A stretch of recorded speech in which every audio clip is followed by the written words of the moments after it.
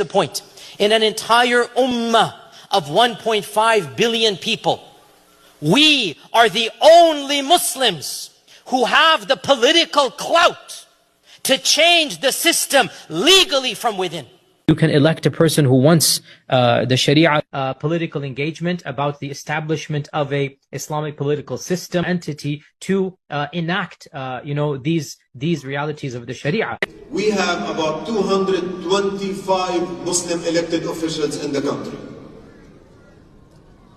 Today we have 35 offices for care nationwide. Tell me what you're doing different to help Islam to have deeper roots in this country and for the next generation to be ready to take over, inshallah. Be a part of Islam, and we will not stop until it enters every home. So I want you to repeat after me. I want to hear it in every single district. It should tremble. Brooklyn should hear it. The Bronx should hear it. Queens should hear it. Say it as if the ummah depends on this, my brothers and sisters. La ilaha illallah. Muhammadur Rasulullah.